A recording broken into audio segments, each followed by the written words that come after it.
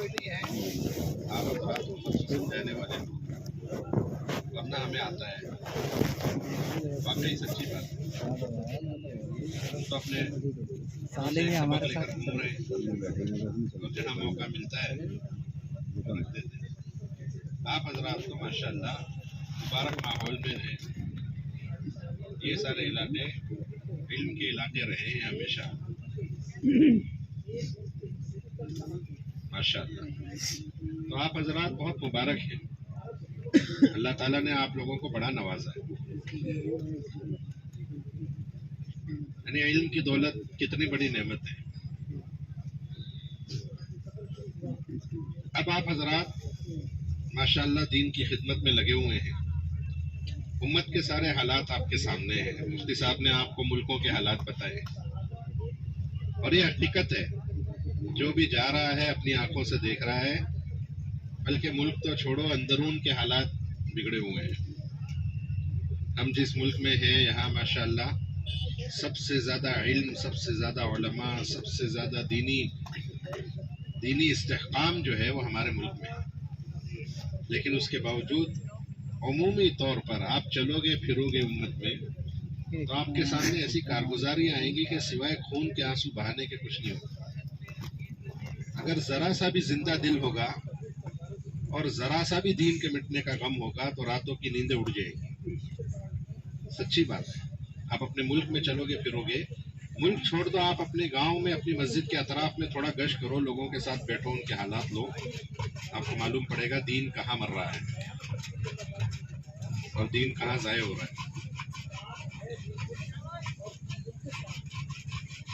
इर्तिदाद के मसले बढ़ते जा रहे हैं, उम्मत में इर्तिदाद बड़ी तेजी से आ रहा है, हालात बद से बदतर हो रहे हैं।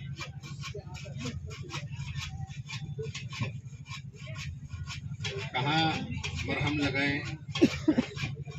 कौन से जख्म को देखें, यही समझ में नहीं आता। क्या मर्दों का हाल, क्या औरतों का हाल, क्या बच्चों का हाल। बातिल अपनी पूरी ताकत के साथ हमलावर है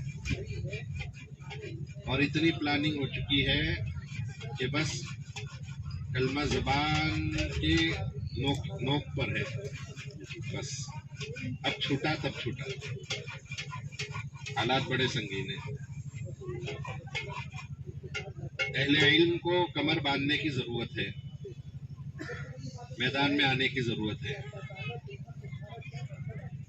और जहाँ जहाँ उलमा मैदान में आ गए हैं, मेहनत में उमूमी नक्लो हरकत में चल रहे हैं, वहाँ वहाँ अल्लाह ताला अपनी कुदरत से सारे निज़ाम को बदल रहे हैं।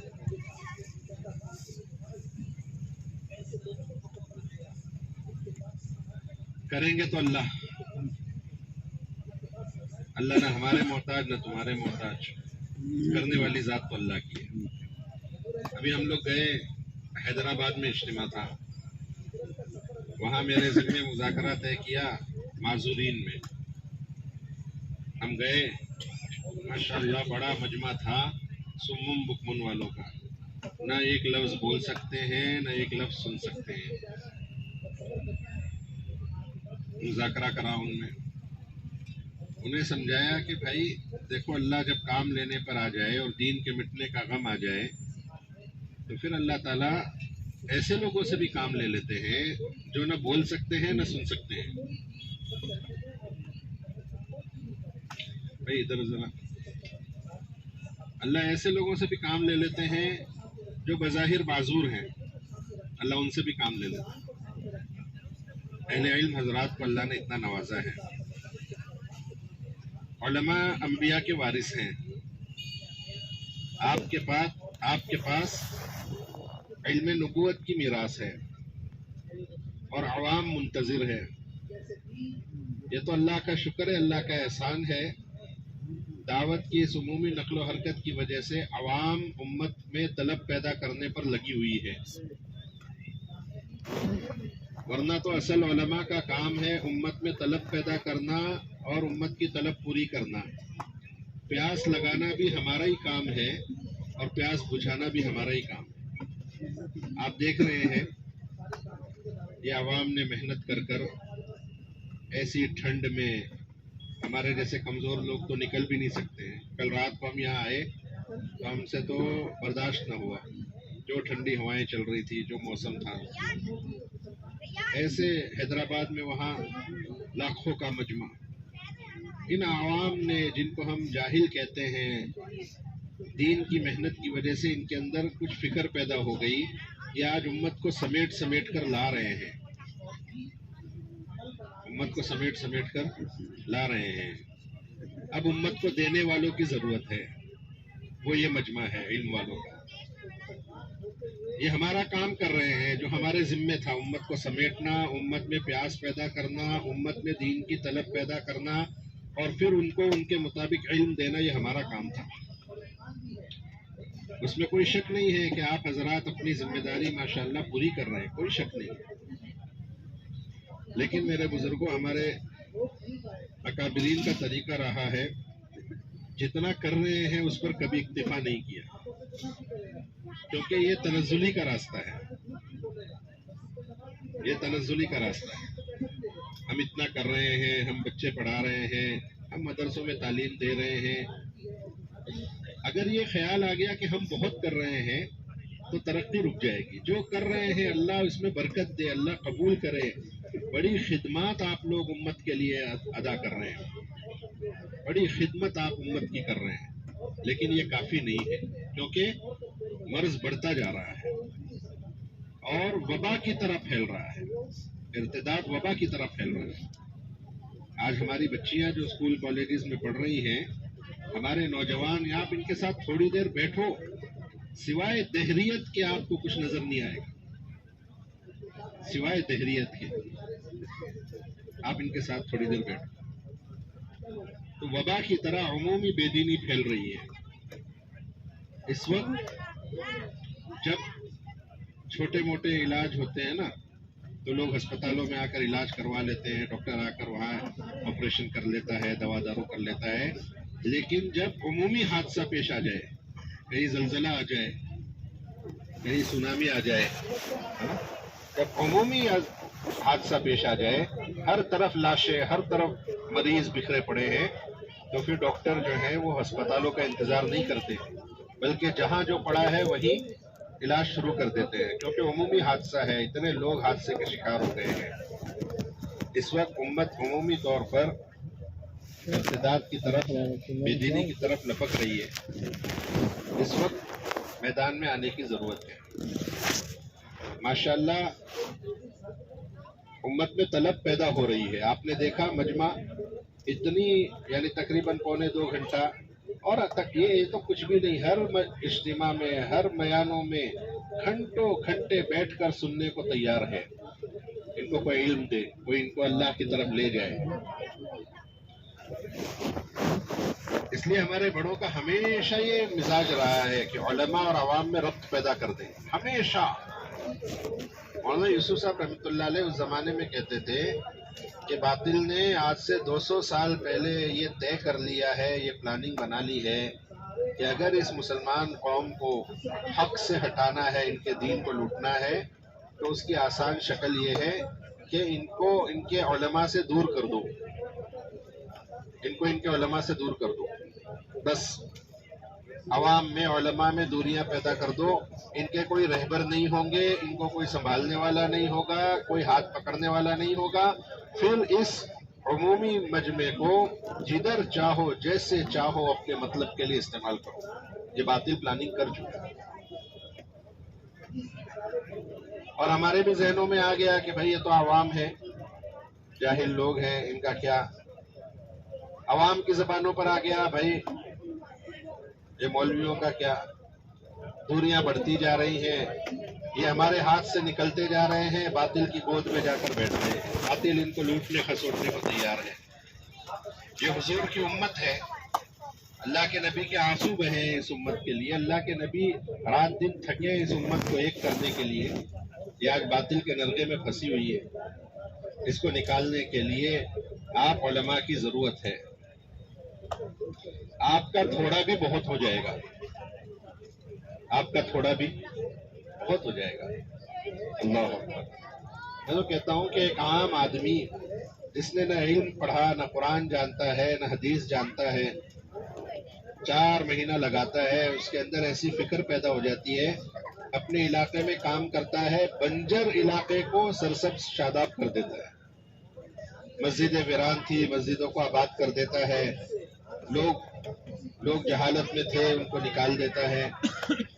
ایک عام آدمی جس کے پاس علم کا سرمایہ نہیں ہے، وہ جب فکروں میں آ کر عمومی نقل و حرکت میں لگتا ہے، اللہ اس سے اتنا کام لیتے ہیں۔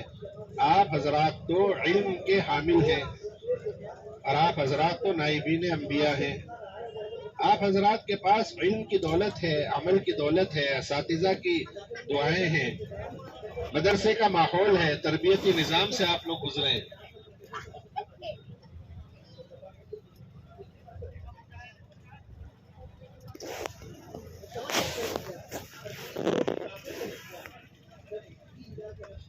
آپ حضرات اگر جی پہ لے لیں اور تھوڑی اپنی قربانی بڑھا دیں تو اللہ تعالیٰ آپ سے کتنا کام لے گا۔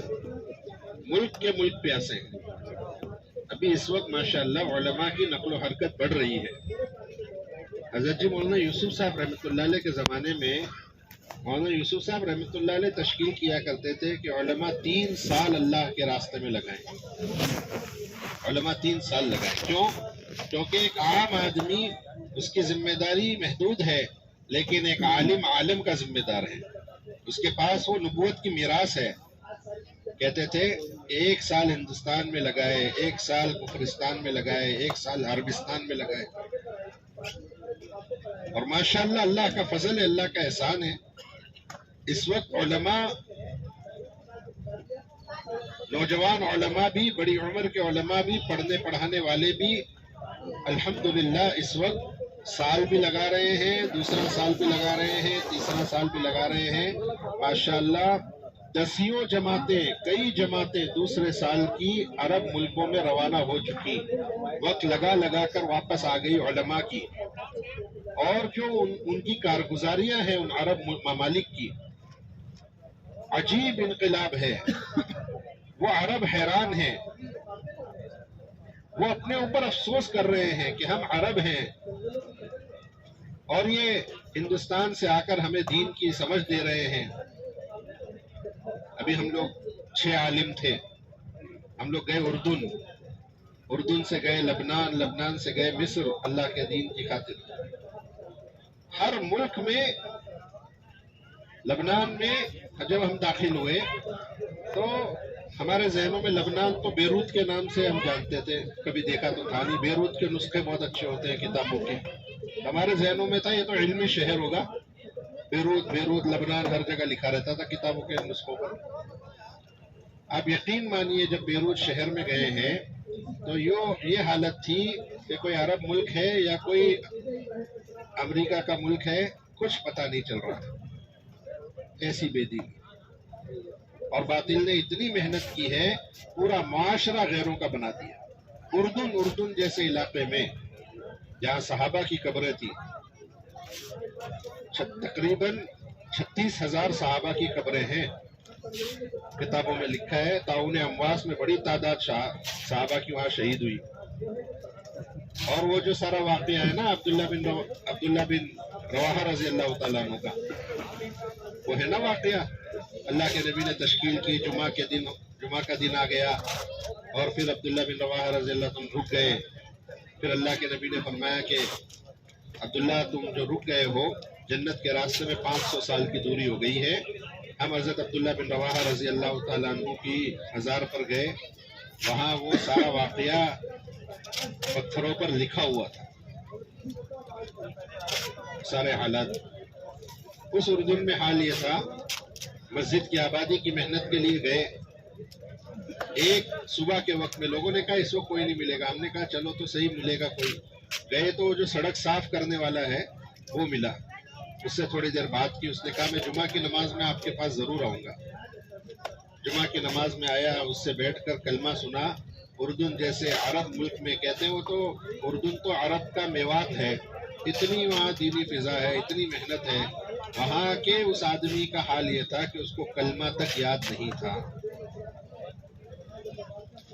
ابھی ہمارے نظام الدین سے تیسرے سال کی جماعت برازیل ملک میں کام کر رہی ہے علماء کی، جنہوں نے جو عالم ایک سال لگا لیتا ہے پھر 3 سال کا وقفہ دے کر دوسرے سال کے لیے اس کی عرب ممالک کے لیے تشکیل ہوتی ہے، پھر جب وہ دوسرا سال لگا لیتا ہے پھر 3 سال کا وقفہ دے کر پھر تیسرے سال اور یورپ کے ممالک کے لیے تشکیل ہوتی ہے۔ اس وقت ایک جماعت نظام الدین سے علماء کی دوسرا سال لگا کر اب تیسرے سال کے لیے برازیل میں کام کر رہی ہے۔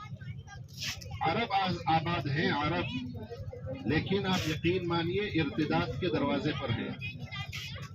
انہوں نے کارگزاری دی کہ ایک ماں رو رہی تھی ہمارے سامنے اور کہنے لگی میرا بچہ یہ مرتد ہو گیا ہے، اسے لے جاؤ، اسے سمجھاؤ۔ مسلمان ماں کہنے لگے ساتھی کہ ہم اس کو تقریباً 30 یا 32 مرتبہ سمجھا بجھا کر مسجد تک تو لے آئے، ہر مرتبہ مسجد کو دیکھ کر بھاگ جاتا۔ عرب ہے، مسجد میں آنے کو تیار نہیں۔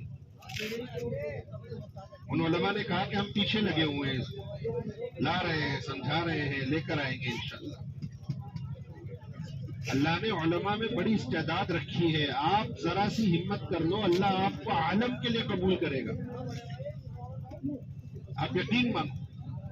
کبھی کبھی ہمارے ذہنوں میں خیال آتا ہوگا کہ بھائی ہم لوگ عام متن ہمارے علماء مالی اعتبار سے کمزور ہوتے ہیں، عام متن خیال آتا ہوگا کہ بھائی ہم کیا کر سکتے ہیں، ہم کیسے جائیں گے، ہمارے وہ پیسے والے جائیں گے، وہ کریں گے، دیکھیں گے، ہمارے بس میں کیا ہے۔ آپ یقین مانیے نبوت کی محنت میں اتنی طاقت ہے، اتنی طاقت ہے، آپ ہمت کر کے ارادے کر کے چل پڑیں گے، مختصر وقت میں اللہ آپ سے پورے عالم میں کام لینے کے فیصلے کر لیں۔ یہ آنکھوں دیکھی بات بتا رہا ہوں، نہیں ایسے ایسے کمزور، لیکن جب وہ چلے ہیں اللہ نے کیا غیبی نظام چلایا ہے، واقعی اللہ کے خزانے تو بھرے ہوئے ہیں۔ آدمی اللہ کے لیے چلے گا، اللہ اس کو اپنے خزانوں سے نوازے گا۔ امت منتظر ہے، بادل کی طرح نقل و حرکت پر آنا ہے۔ اس امت کے علماء کی مثال بادل کسی ہے، ٹھہرنا نہیں ہے، ایک جگہ نہیں کہ لوگ ہمارے پاس آ کر علم حاصل کریں گے، جو آئے گا اسے بھی سکھائیں گے، جو نہیں آئے گا ہم جائیں گے۔ مثلنی و مثل ما بعثنی اللہ من العلم والہدی کمثل غیث، جو علم اور ہدایت اللہ نے دے کر بھیجا حضور کو، اس کی مثال بادل کے پانی کی طرح ہے۔ وہ علم بادل کے پانی کی طرح ہے، اور اس علم کو لے کر چلنے والے کون ہیں؟ بادل ہے۔ بادل متحرک ہوتا ہے، جامد نہیں ہوتا، بادل حرکت میں ہوتا ہے، اور وہ جا کر برستا ہے سمندروں پر بھی، پہاڑوں پر بھی، ریتیلے میدانوں پر بھی۔ سمندر میں پانی کی ضرورت نہیں، وہاں بھی جا کر برستا ہے، چٹانوں پر بھی برستا ہے، کھیتوں میں بھی برستا ہے، بنجر زمین پر بھی برستا ہے، اس کا کام ہے۔ اس امت کے علماء کی مثال بادل کی طرح ہے۔ ہم نقل و حرکت میں آئیں گے، اللہ ہم سے مختصر وقت میں، تھوڑے سے وقت میں، دعوت کی محنت کی اتنی بڑی طاقت ہے، تھوڑے وقت میں اللہ عالم میں کام لیں گے۔ ہاں، آج ہماری بچیوں کا حال دیکھو، ارتداد تیزی سے پھیل رہا ہے۔ اس لیے میرے بزرگوں، آپ حضرات جن شعبوں میں لگے ہوئے ہیں وہ مبارک ہے، لیکن تھوڑی مزید قربانی بڑھانے کی ضرورت ہے، تھوڑا وقت بڑھانے کی ضرورت ہے۔ یہ جو وراثت ہے ہمارے پاس، اسے لے کر پھرنے کی ضرورت ہے۔ ماشاءاللہ سال کی جماعتیں اللہ کے راستے میں پھر رہی ہیں، دوسرے سال کی جماعتیں اللہ کے راستے میں پھر رہی ہیں۔ عرب متوجہ ہیں، عجم متوجہ ہیں۔ اس امت کے علماء کو اللہ نے بڑی استعداد دی ہے، بڑی استعداد دی ہے۔ آپ حضرات دل پر لیں اور کچھ قربانیاں بڑھانے کے ارادے کریں تو اللہ آپ سے عالم کا کام لے کریں گے بھائی انشاءاللہ۔ 3 سال لگانے کی نیت کرو اللہ کے راستے میں، کوئی مشکل نہیں ہے، مشکل نہیں ہے۔ امت کے عوام تک دین پہنچانا ہماری ذمہ داری ہے، عوام تک، کیونکہ عوام ہی اصل طاقت ہے۔ ابھی ہم مفتی صاحب جو واقعہ بتا رہے تھے، जामिया जैतूना का, जब वहाँ बातिल की मेहनत है कि खुसूसी शोबों को इस वक्त मत छेड़ो। बातिल की आप मेहनत देख लो, खुसूसी शोबों को इस वक्त मत छेड़ो, उमूम पर मेहनत करो, क्योंकि सारी ताकत उमूम के पास है। उमूम में बेदीनी लाओ। जब आप उमूम को दीन से मुतनफ़िर कर दोगे, फिर इनके खुसूसी शोबों पर हाथ डालोगे, कोई आपका हाथ पकड़ने वाला नहीं है।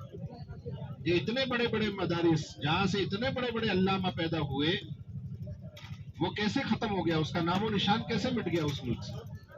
जब फ्रांस का इस्तेमार हुआ तो उन्होंने आवाम में ऐसी मेहनत की कि उलमा की बदजनी और उलमा के बारे में और इल्म के बारे में बुरे ख्यालात ऐसे उमूमी तौर पर आवाम में पैदा कर दिए कि वो मदरसा जो वहाँ का सबसे बड़ा मदरसा था, जब हुकूमत ने उस पर हाथ डाला तो आवाम में से कोई एक खड़ा होने वाला नहीं था, कोई एक चू चिरा करने वाला नहीं था। अगर हमने उमूम पर मेहनत न की तो हमारे खुसूसी शोबे भी महफूज नहीं रहेंगे, क्योंकि आवाम हमारी ताकत है। आवाम हमारी ताकत है। हर कौम की ताकत उसकी आवाम है।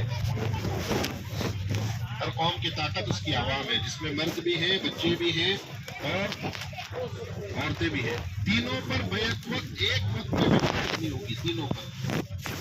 यही मिल्लत इब्राहिमी है, यही मिजाज इब्राहिमी है।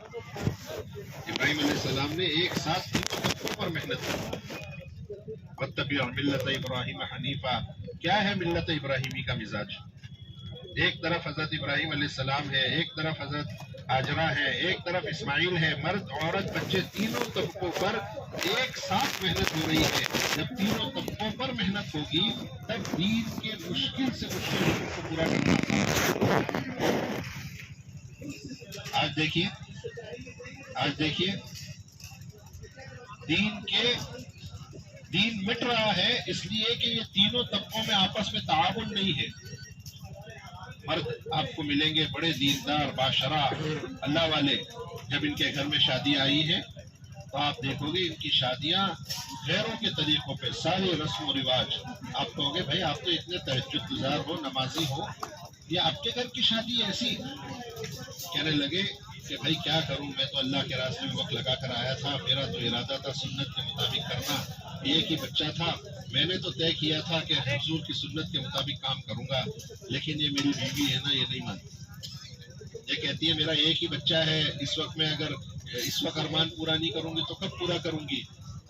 और मेरे मैके वाले में थू करेंगे मुझ पर, वो आपको जो करना है बाद में करते रहना, मेरा बच्चे की शादी तो इसी तरह होगी। अब वो नमाजी, सुन्नत पे चलने वाला, वो तहज्जुद का पाबंद, लेकिन उसकी घर की शादियां गैरों के तरीके पर हो रही है। वो मजबूर है, क्या करेगा? अपनी बीवी के सामने कुछ नहीं कर सकता, क्या करेगा? कहता है कि मौलवी साहब क्या करे, बीवी के साथ रहना है, ये मानती नहीं है, वो सब कुछ मुझे करना पड़ रहा है जिसके लिए दिल मेरा राजी नहीं है। मर्दों में दीन है, औरतों में दीन नहीं है। औरत में दीन है, मर्दों में दीन नहीं है, दीन नहीं चलेगा। एक औरत ने मुफ्ती साहब को खत लिखा कि मुफ्ती साहब, मेरे माँ बाप दीनदार हैं, उन्होंने बचपन से मेरी परवरिश की है पर्दे के साथ, कभी मैं अपने बाप के सामने भी बगैर दुपट्टे के नहीं गई, बचपन से मेरी तरबियत की है पर्दे के साथ। अब मेरी शादी हो गई है, मेरा शौहर वो कहता है कि मुझे ये काले कफन में लिपटी हुई लाश नहीं चाहिए, ये काले कफन में लिपटी हुई लाश नहीं चाहिए। वो कहता है कि मुझे तो मॉडर्न औरत चाहिए जो मेरे दोस्तों से हाय हेलो करे, उनके गले लगे, मैं तुझे कहीं लेके नहीं जा सकता हूँ। लोग कहते हैं कैसी बैकवर्ड औरत है तेरी, पिछड़ी जमाने की औरत है, कैसी से शादी किया है, मुझे ऐसी औरत नहीं चाहिए, मुझे तो मॉडर्न औरत चाहिए। मुफ्ती साहब, मैंने पूरी जिंदगी बेपर्दगी से अपने आप को बचाया, माँ बाप दीनदार थे, उन्होंने तरबियत की है, अब बताओ कि मैं अपना दीन छोड़ूं या अपना शौहर छोड़ूं, क्या करूं? बच्ची दीनदार है, मर्द की जिंदगी में दीन नहीं, आपस का ताउन नहीं है, दीन मुश्किल हो जाएगा। माँ बाप दीनदार है, उनकी औलादों को देखो, माँ बाप अल्लाह वाले, उनकी तहज्जुद नहीं छूटती, उनकी औलादों को देखो नशे में डूबे हुए हैं, अय्याशिया करते हुए फिर रहे। अरे हाजी साहब, आप इतने अल्लाह वाले, आपके बच्चे ऐसे? वो कहने लगे कि भाई मैं क्या करूं, میں کیا کروں، وہ بچہ مجھے دھمکی دیتا ہے مر جاؤں گا، باہر بھاگ جاؤں گا، میں کیا کروں، سب کچھ برداشت کرنا پڑ رہا ہے، میری جان جلتی ہے لیکن سب برداشت کرنا پڑ رہا ہے۔ یہ دیکھو، جس طبقے میں دین نہیں ہوگا وہی طبقہ دین کے عمل میں لانے پر معاون بننے کے بجائے مخالف بنے۔ حضرت ابراہیم علیہ السلام کو اللہ کا حکم آیا، آپ وادی غیر ذی زرع میں اپنے گھر والوں کو چھوڑ دو، ایسی وادی کہ جہاں اناج کا دانہ نہیں، پانی کا قطرہ نہیں، ایسی وادی میں چھوڑ دو۔ اچھا بتاؤ، یہ مشکل حکم ہے آسان حکم ہے؟ آپ ذرا تھوڑی دیر کے لیے سوچو کہ ایک باپ کو یوں کہا جائے کہ تیری بیوی کو اور تیرے بچے کو ایسی جگہ چھوڑ جہاں ان کی ایمان، جہاں جان بھی محفوظ نہیں ہے اور معلوم نہیں عزت بھی محفوظ ہے کہ نہیں، ایسی جگہ اکیلے چھوڑ کر چلے جاؤ۔ کیا یہ اللہ کا آسان حکم ہے کہ مشکل حکم ہے؟ لیکن جب حضرت حاجرہ کو پتا چلا اللہ کا حکم ہے، اللہ امرک بہذا، کہ اللہ نے حکم دیا، کہنے لگے ہاں فإذا اللہ یطیعنا، پھر اللہ ہم کو ضائع نہیں کرے گا، اللہ ہم کو ضائع نہیں کرے گا، اللہ ہمیں ضائع نہیں کرے گا۔ جب عورت کا مزاج بنے گا دین کا تو مرد کے لیے اللہ کے مشکل احکام کو پورا کرنا آسان ہو جائے گا عورت کے تعاون سے۔ اللہ نے حکم دیا اپنے بیٹے کو ذبح کرو، اپنے بیٹے کو ذبح کرو، بتاؤ آسان حکم ہے مشکل حکم ہے؟ کسی باپ کو کہو اپنے بیٹے کے گردن پہ چھری چلا دے، آسان حکم ہے؟ اتنا مشکل ترین حکم ہے کہ باپ کو کہا جائے اپنے بیٹے کو ذبح کر دو، اتنا مشکل حکم ہے۔ لیکن جب بچے کا مزاج قربانی کا ہے، بچے کا مزاج دینی ہے، حضرت اسماعیل علیہ السلام کہنے لگے یا ابت افعل ما تؤمر ستجدنی انشاءاللہ من الصابرین، آپ تو کر گزریے جو اللہ نے آپ کو کہا ہے، آپ مجھے صبر کرنے والا پائیں گے۔ اتنا مشکل حکم باپ کے لیے پورا کرنا آسان ہو گیا اولاد کے تعاون سے۔ جب مردوں میں، عورتوں میں، بچوں میں، تینوں طبقے میں ایک ساتھ دین آئے گا تب جا کر دین دنیا میں زندہ ہوگا، ورنہ دین نہیں بن پائے گا۔ اس لیے ہمیں ایک ساتھ تینوں طبقوں پر محنت کرنی ہوگی، ایک ساتھ۔ اس لیے ہماری دعوت کی اس محنت میں ایک ساتھ تینوں طبقوں پر محنت ہے۔ آپ اگر دعوت کے مشوروں میں، میں تو کہتا ہوں ہمارے علماء سے کہ آپ حضرات کا دعوت کے کام کرنے والوں کے ساتھ مشوروں میں شریک رہنا بہت بڑی ذمہ داری ہے آپ کی۔ چاہے آپ کا ایک امر طے نہ ہو، آپ سے کوئی رائے لے نہ لے، آپ حضرات کا صرف موجود ہونا بڑی بات ہے۔ دو چیزیں ہوں گی، ایک تو عوام کو آپ پر اعتماد بڑھے گا، عوام کا آپ پر اعتماد بڑھے گا۔ دوسرا یہ ہوگا کہ آپ کے سامنے سارا کام رہے گا۔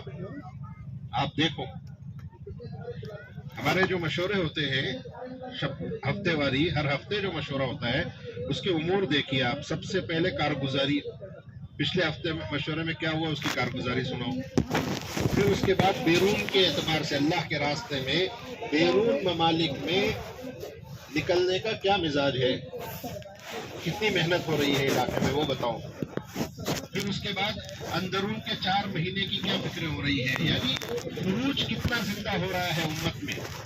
کیونکہ یہ بات تو یقینی ہے کہ اللہ کے راستے کی نقل و حرکت کے بغیر نظام قابو میں نہیں آئے گا۔ صحابہ کی طرح امت کو حرکت میں لانا پڑے گا۔ اس امت کی حرکت جو ہے وہ جاری پانی کی طرح ہے۔ جاری پانی کا کیا مسئلہ ہے؟ جہاں پیشاب کر دیا تھوڑی دیر کے بعد وہیں سے وضو کر لیا، ہو جائے گا وضو، وہ نجاست ختم ہو گئی۔ یہ پانی طاہر مطہر ہے، خود بھی پاک ہے، دوسروں کو پاک کرنے والا ہے۔ اور مائع راکد ٹھہرا ہوا پانی، کیا مسئلہ ہے؟ بہت سارا پانی ہے اور نجاست گر گئی، اس کا مزہ بدلا، اس کا رنگ بدلا، وہ پانی ناپاک ہو گیا۔ وہ پانی بالکل یہ مثال ہے، جب امت میں خروج زندہ ہوگا، اللہ کے راستے کی نقل و حرکت زندہ ہوگی تو بڑے بڑے فتنے آئیں گے، امت سے گزر جائیں گے اور امت کا ایمان محفوظ رہ جائے گا، کچھ نہیں ہوگا۔ امت طاہر رہے گی، مطہر رہے گی۔ اور اگر امت کی نقل و حرکت رک گئی، اللہ کے راستے میں قربانیاں دینا ختم ہو گیا، نقل و حرکت کا نظام ٹوٹ گیا، تو ذرا ذرا سے فتنے امت کے ایمان اور اعمال کا سودا کر جائیں گے۔ حضرت جی مولانا صاحب، حضرت جی نے ملک کے پرانوں میں ملک کے پرانوں میں ایک مرتبہ یہ واقعہ بیان کیا، پھر اس کو کہنا چھوڑ دیا کیونکہ اچھا نہیں لگتا ہے کہنا. ہمیں کہنے لگے کہ ایک بات تو یہ کہی کہ عرب ملکوں کے عربوں کے شیوخ نے ہمیں خطوط لکھے ہیں اور آ کر درخواستیں کی ہیں کہ ہمیں مستورات کی ہندوستان کی اتنی جماعتیں چاہیے کہ ہمارے ایک ایک گھر میں مستورات کی جماعتیں ہمیں داخل کرنا ہے. اتنا تقاضا کیا کیوں اتنا تقاضا کر رہے ہیں؟ تو کہنے لگے کہ آپ کو ہم کیا بتائیں ہمارے گھروں کا حال کیا ہے. جو کام کرنے والیاں ہیں ہمارے گھروں میں وہ غیر ایمان والی ہیں. انہوں نے ہمارے گھروں میں بت خانے بنا دیے ہیں. انہوں نے ہمارے گھروں میں، وہ کہتی ہیں کہ ہمیں یہاں کام کرنا ہے، اب ہم سے کام ہوتا نہیں ہے، ہماری عورتوں سے کام ہوتا نہیں ہے، ہمیں کام والا رکھنا ہی پڑتا ہے. وہ کہتی ہے کام کرنا ہے تو ہمیں اپنی عبادت کرنی ہے، اس کے لیے ہمیں بت خانے چاہیے. عربوں کے گھروں میں کھانے بنتے ہیں. یہ اندر کا باطل نکلے گا نہیں جب تک کہ ایک ایک گھر میں مستورات کی جماعتوں کا دخول نہیں ہو. ایک گھر میں مستورات کی جماعت داخل ہوئی. دو بھائی ایک ساتھ رہتے تھے. ایک طرف اللہ لکھا ہوا ہے، ایک طرف سمجھیے آپ، ایک طرف دوسری تصویریں لگی ہوئی. ایک ہی گھر ہے. بولے یہ بھائی یہ مسجد کا مؤذن ہے، مسجد کے مؤذن کا گھر ہے. جماعت خوش ہو گئی، ماشاءاللہ مسجد کے مؤذن صاحب کے گھر میں جماعت ٹھہر رہی ہے. جا کر دیکھا تو ایک طرف یہ ہے ایک طرف وہ ہے. کہنے لگے یہ مسجد کے مؤذن کے گھر میں یہ چیز ہے. کہنے لگے کیا کریں، ہم دو بھائی ساتھ میں رہتے ہیں، میں مسجد کا مؤذن ہوں، وہ وہاں کا، ان کے عبادت خانے کا ذمہ دار ہے. اس نے اپنا لگا رکھا ہے، میں نے اپنا لگا رکھا ہے. افریقہ کے ملکوں میں جماعتیں گئی. ایک گھر میں ایک گھر کا حال یہ ہے، باپ ایمان والا ہے، ماں غیر ایمان والی ہے، بچہ ایمان والا ہے، بہن غیر ایمان والی ہے. ایک گھر کا حال یہ ہے سب گھروں میں. کسی کو کسی سے کچھ پڑی نہیں ہے. بولے ان کو جیسا صحیح لگتا ہے وہ ویسا کر رہے ہیں، ہم کو جو صحیح لگتا ہے ہم ویسا کر رہے ہیں. یعنی امت ایمان کے آخری درجے سے نیچے آ چکی ہے. من رأى منکم منکرا فلیغیرہ بیدہ فإن لم یستطع فبلسانہ فإن لم یستطع فبقلبہ وذاک اضعف الایمان. اضعف الایمان سے امت نیچے آ چکی ہے. اس لیے میرے بزرگوں تھوڑا عوام میں ربط بڑھانا پڑے گا، عوام میں آنا پڑے گا. مولانا یوسف صاحب رحمۃ اللہ علیہ فرمایا کرتے تھے کہ اونٹ پر بیٹھ کر بکریاں نہیں چرائی جاتی. اونٹ بکریاں چرانے والا، اسے بکریوں کے بیچ میں رہنا پڑے گا. اگر وہ اونٹ پر بیٹھ کر لمبی لکڑی لے کے بکریوں کو ہانکے گا، اس کی بکریاں تو کھو جائیں گی، بھیڑیے اٹھا کر لے جائیں گے اسے. اگر آپ دیکھو بکریاں چرانے والا ہر وقت بکریوں کے بیچ میں رہتا ہے. یہاں سے ایک بکری اس کے بغل میں گھس رہی ہے، یہاں سے ایک اس کے اوپر سے چھلانگ لگا کے جا رہی ہے. اس طرح وہ بکریوں کے بیچ میں رہتا ہے تو اس کا ریوڑ محفوظ رہتا ہے. یہ مثال دے کر کہتے تھے کہ اگر عوام میں کام کرنا ہے، عوام میں اللہ کا دین زندہ کرنا ہے تو ان کے بیچ رہنا پڑے گا. عوام سے الگ ہٹ کر عوام میں دین زندہ نہیں کر سکو گے. باطل پوری طاقت کے ساتھ محنت کر رہا ہے. اس لیے میرے بزرگوں آپ حضرات بڑی خدمت انجام دے رہے ہیں، بڑا کام کر رہے ہیں. اس وقت ماشاءاللہ اس وقت پوری امت منتظر ہے. پوری امت، کیا عرب کیا غرب، سب آپ کے منتظر ہے. اللہ نے آپ کو جو امانت دی ہے اس کے لیے تھوڑی قربانی دینے کی ضرورت ہے. تیار ہے انشاءاللہ؟ آپ حضرات کے سینے میں درد ہے واقعی. آپ حضرات کے دل میں جو ایمان جو علم ہے اس کی وجہ سے آپ کا دل امت کے لیے تڑپتا ہے، کڑتا ہے. یہ کڑن موجود ہے. یہ کڑن ہی تو تھی جس نے مولانا الیاس صاحب رحمۃ اللہ علیہ کو مجبور کیا. اور یقینی بات ہے اللہ ہماری صلاحیتوں کو نہیں دیکھتے، اللہ ہمارے اندر کے دل کے تڑپ اور کڑھن کو دیکھتے ہیں. مولانا الیاس صاحب رحمۃ اللہ علیہ کے زمانے میں ان سے بڑے علم والے، استعداد والے، عمر والے لوگ علماء موجود تھے، لیکن جو خاص وصف جس کی وجہ سے اللہ نے ان کو عالمی تحریک کے لیے قبول کیا ہے وہ کیا تھا؟ امت کے بے دینی کو دیکھ کر غم کھانا، امت کے دین کے مٹنے کو دیکھ کر جو تڑپنا تھا. حضرت مولانا فرماتے تھے کہ راتوں کی نیندیں اڑی ہوئی تھی، ان کی اہلیہ نے کہا کہ سوتے نہیں ہو؟ کہنے لگے جو فکر مجھے لگی ہے تجھے لگ جائے تو راتوں کو جاگنے والے دو ہو جائیں. یا اللہ میں کیا کروں، یا اللہ میں کیا کروں. کچھ بڑے پرانے بزرگوں نے کہا کہ اپنے مولانا الیاس صاحب رحمۃ اللہ علیہ کو دیکھا، کسی نے کہا کہ ہم نے سنا کہ ایک گھنٹہ 1.5 گھنٹہ سجدے میں سر رکھ کے رویا کرتے تھے. 1.5 گھنٹہ سجدے میں سر رکھ کے رویا کرتے تھے. ان کے اس تڑپ پر، ان کے اس اڑنے پر. اس زمانے میں نظام الدین مرکز چھوٹا سا تھا. ایک مرتبہ کہنے لگے مولانا الیاس صاحب رحمۃ اللہ علیہ کہ ذرا یہاں کمرے بناؤ، تھوڑے ہوادار بنانا، یہاں چھری کانٹوں سے کھانے والے لوگ آئیں گے، یہاں امریکہ سے لوگ آئیں گے، یہاں عرب سے لوگ آئیں گے. تو لوگ کہنے لگے کہ یہ دیوانے ہو گئے، دماغ میں خشکی آ گئی ہے، ان کے فکر کی زیادتی کی وجہ سے بہکی باتیں کر رہے ہیں. یہ آدھے گھنٹے کی دوری پہ دلی ہے، یا دلی سے تو کوئی آتا نہیں ہے بات سننے، اور یہ کہہ رہے ہیں عرب سے آئیں گے اور امریکہ سے آئیں گے اور افریقہ سے آئیں گے. لیکن آج دیکھو آپ، میرے ذمے نظام الدین میں عربوں میں ترجمہ رہتا تھا.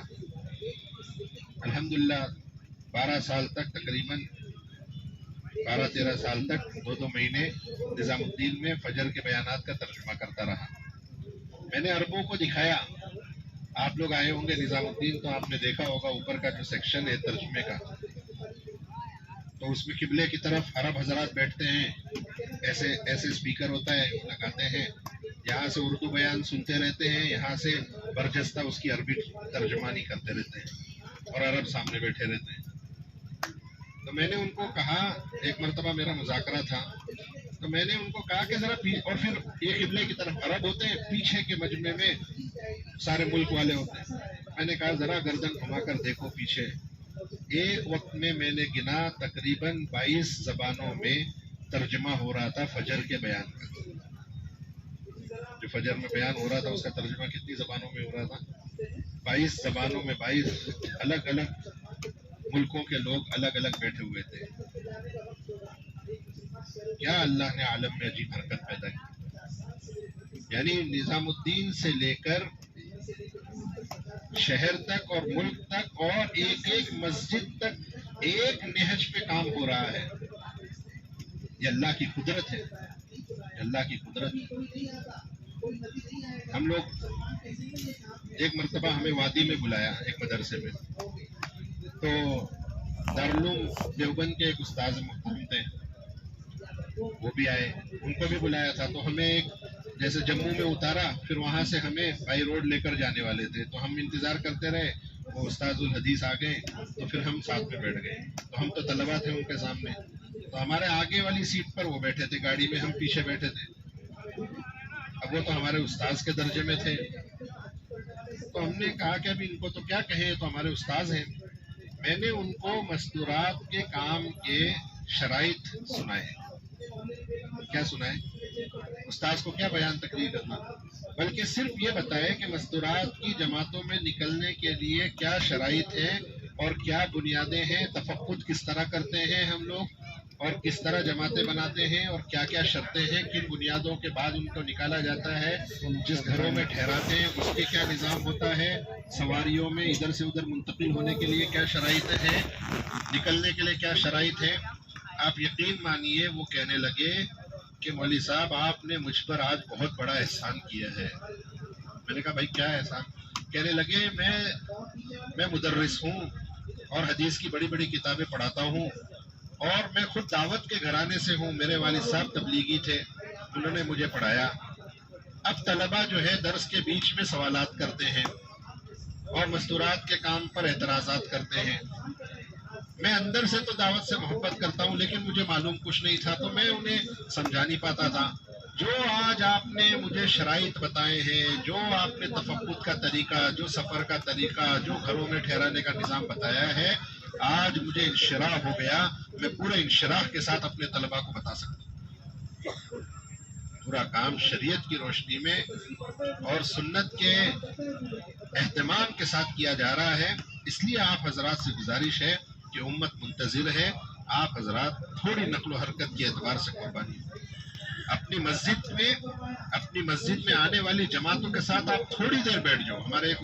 ہمارے ایک شیخ تھے, وہ کہنے لگے بھائی علماء کا تھوڑا بھی بہت ہے. عوام کیا ہے؟ عوام ذرا سے میں خوش, ذرا سے میں ناراض, ذرا سے میں خوش اور ذرا سے.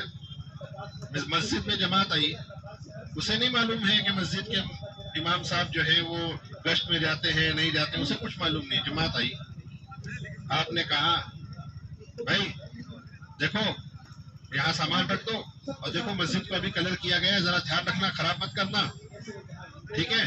اور یہ بیت الخلا ہے, یہ وضو خانہ ہے, فارغ ہو جانا, نماز کے وقت تیار رہ جانا. اتنا بول کے آپ چلے گئے. اب جماعت کو کچھ نہیں معلوم ہے کہ آپ نے اس بستی میں کتنا کام کیا ہے, کیا کیا ہے. اور جماعت کیا کہے گی؟ ارے امام ہے کہ تھانے دار ہے؟ یہ کوئی طریقہ ہے؟ ہم اللہ کے راستے میں آئے ہیں, اس پہ ذرا. اسے کچھ نہیں معلوم ہے. اگر جماعت مسجد میں آئی, آپ ذرا سے, آپ بچے پڑھا رہے تھے, آپ نے کہا ارے ماشاءاللہ واہ واہ اللہ کے مہمان آ گئے, جاؤ بیٹے جلدی سے پانی بھر کے لاؤ, جماعت کو پانی پلاؤ. بھائی دیکھو ادھر سامان رکھ دو, کوئی ضرورت ہو تو میں یہاں موجود ہوں, مجھے بتا دینا. آپ چاہے ایک دن گشت میں نہیں جاتے, جماعت کیا کہے گی؟ ارے مولوی صاحب پکے تبلیغی ہیں ماشاءاللہ. عوام کا حال یہ ہے, ذرا سے میں آپ کے ساتھ ہو جائیں گی, ذرا سے میں آپ سے بدک جائیں گی. اسی لیے امت ہمارے عوام کا, اور اسی لیے باطل ہماری عوام کو اچک رہا ہے. اس لیے میرے بزرگوں بڑا کام ہے, کام کرنے کا ہے. اور آپ بالکل فکر مت کرو کہ کیسے جائیں گے, کیا ہوگا. خدا پاک کی قسم, اللہ اتنے غیرت مند ہے, اللہ کی اتنی غیرت ہے, اللہ کو اتنی غیرت ہے. ہاں, اللہ اپنے خزانوں سے آپ کے لیے انتظام کریں گے, اللہ اپنے خزانوں سے دیں گے. علم نہیں ہوگا اللہ علم دیں گے, حلم نہیں ہوگا اللہ حلم دیں گے. اس لیے آپ حضرات نیت کرو پورے عالم میں جانے کی. تیار ہے انشاءاللہ؟ کون کون نیت کرتا ہے کہ انشاءاللہ ہم سال سال اللہ کے راستے میں لگائیں گے؟ کھڑے ہو کر. اچھا آپ حضرات کو کیا کھڑے کرنا, لیکن چلو سنت طریقے پر صحابہ کھڑے ہو کر نام لکھاتے تھے, آپ حضرات کے ہی دو. کون کون سال سال کی نیت کرتا ہے؟ ماشاءاللہ ماشاءاللہ ماشاءاللہ. کھڑے رہے, کھڑے رہے, ماشاءاللہ کھڑے رہے. یا اللہ, کیا نام ہے؟